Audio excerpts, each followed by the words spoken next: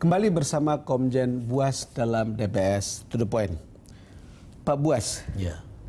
cerita tentang Anda, kita sudah bicara tadi soal personality yang kemudian banyak diberitakan sama orang dan sudah banyak yang tahu. Lalu kemudian cerita sebelumnya adalah para aktivis anti korupsi agak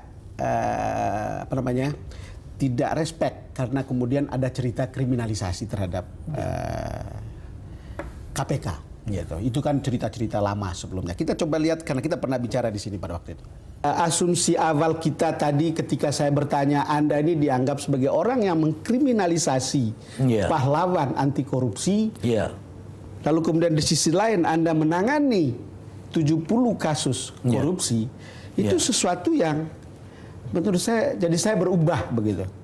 Ya, artinya begini, tidak juga seorang penegak hukum termasuk polisi tidak akan melakukan pelanggaran, kan tidak. Betul. Kan kita bicara oknum.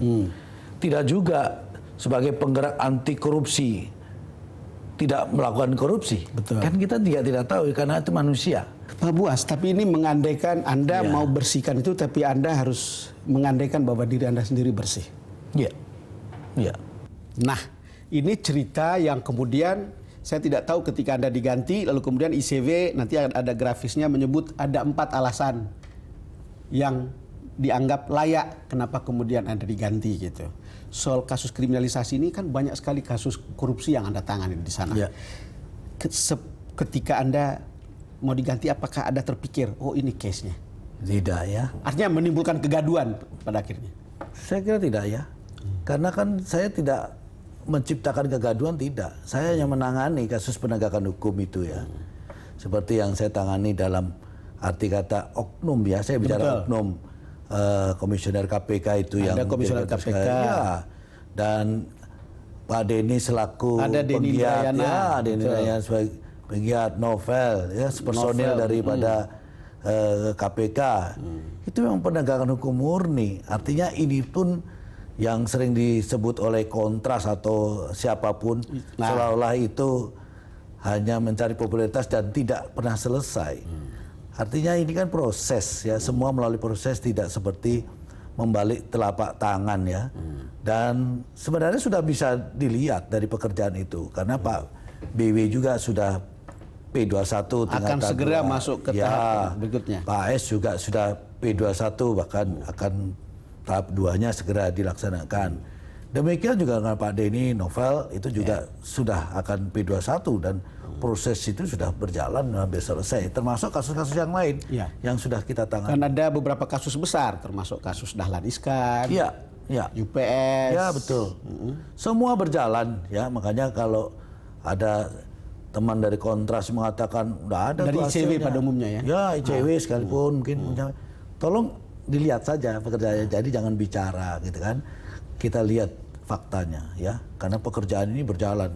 Nah artinya kan proses ini tidak mudah, jadi kan seperti teman-teman ICW ya jangan hanya bisa bicara. Kalau perlu coba jadi penyidik. Kalau dia bilang bisa dalam waktu singkat selesai gitu kan. Nah, itu tidak bisa dikerjakan oleh seorang yang ada di ICW, tidak bisa. Pasti yakin lah ya, karena ini proses yang memerlukan ya ketelitian dan keahlian. Tadi saya bicara pada awalnya bahwa Anda mungkin dianggap memegang kartu truf begitu banyak orang. Jadi banyak sekali yang terganggu dan mungkin akan menimbulkan kegaduhan. Ketika di Solo waktu kita ketemu pulang menikah anaknya, ikut pernikahan anaknya Pak Jokowi, Anda menyebut 8 kasus besar pada waktu itu. Kita coba lihat lagi pada saat ketika kita bicara di sini. Yang nilainya besar, triliun pasti. Triliunan. Ya, triliun itu sih melibatkan pengambil keputusan atau kebijakan ya. Dan sampai saat ini kan saya belum boleh menyampaikan melibatkan siapa-siapanya. Nah, nanti dalam proses dikala ini meningkat kepada penyidikan dan mulai kita melakukan penyidikan, saya kira itu nanti akan dengan sendirinya akan jelas ya siapa sebenarnya yang terlibat dengan masalah itu. Pelindo apakah termasuk salah satu di antaranya? Pelindo sebenarnya bukan termasuk yang 9 kasus besar.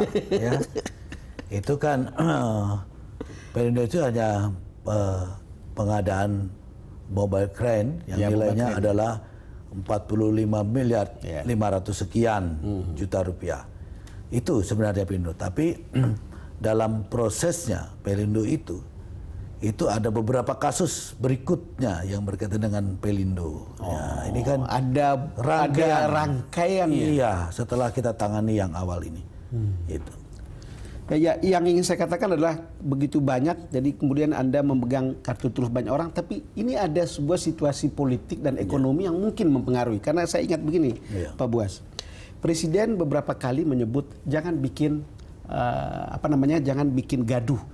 Karena kemudian banyak sekali katanya Pemda ketakutan terhadap polisi, ketakutan terhadap KPK, sampai kemudian tidak mencairkan penyerapan APBD maupun APBN jadi rendah. Ketika gaduh di Pelindo, mungkin itu akan membawa serta situasi ketakutan yang disebut-sebut tadi itu. Apakah Anda paham konteks sosial politiknya demikian? Saya kira tidak ya, karena kan selama ini proses yang saya lakukan penegakan hukum juga tidak membuat gaduh ya, dan tidak mengganggu perekonomian negara ya. Justru penanganan masuk korupsi ini kan justru membantu dari perekonomian negara dan pembangunan negara ini sendiri ya. Pak Buas, kredibilitas Anda akan dipertaruhkan pada akhir dari kasus-kasus yang Anda tangani. Iya. Seperti apa nasibnya di Palu Hakim? Iya. Kira-kira kalau Anda, kalau Palu Hakim memperlihatkan Anda menang di situ, berarti Anda kredibel. Tapi sebaliknya mungkin akan terjadi handicap Anda kriminalisasi itu mungkin akan panjang. Kira-kira gimana Pak Bos? Kalau secara jujur ya, jujur dalam proses penegakan hukum yang benar, ya jujur dan benar. Saya yakin apa yang saya kerjakan akan selesai di peradilan dengan para tersangka itu mendapatkan hukuman. Ini kalau bicara jujur ya. Karena apa? Memang kita berangkat dari alat bukti yang sangat cukup. Saya tidak mengatakan cukup. Karena saya selalu sangat bicara sangat cukup. Karena itulah kehati-hatian saya dalam melaksanakan tugas penyidikan di Bareskrim. Jadi kalau sekali lagi kalau secara jujur dan benar, ya artinya saya berani jamin bukan 100%, bahkan 1000% kalau boleh katakan 1.000.000%, saya katakan 1.000.000%, ya bahwa kasus itu secara jujur dan benar pasti ada putusan. Gitu. Pak Buas, Anda adalah Kabareskrim tercepat yang pernah ada di kepolisian, hanya 8 bulan. Betul. Apa yang Anda pikirkan dengan posisi seperti ini? Saya kira tidak ada masalah, karena sesuai yang saya sampaikan tadi, prajurit Bayangkara itu tidak pernah berhitung berapa lama dia di situ. Tapi yang penting dia bisa berbuat untuk tugas-tugas dia dengan baik. Dia bisa berbuat untuk nama baik institusi yang dia ada di situ. Itu saya kira yang paling penting, bukan cepat atau lamanya berada di situ. Ya. Tapi Anda mungkin kelihatan emosional atau marah atau terkejut ketika tiba-tiba diganti. Tidak? Tidak. Saya tidak memperlihatkan kekecewaan atau tidak. Justru ini tantangan baru. Menurut saya dengan keberadaan saya di BNN ini adalah suatu tugas baru, tantangan baru. Apa cerita di balik kesalahan lafal sumpah sampai 3 kali? Tahu dan patut saya dapat mengira.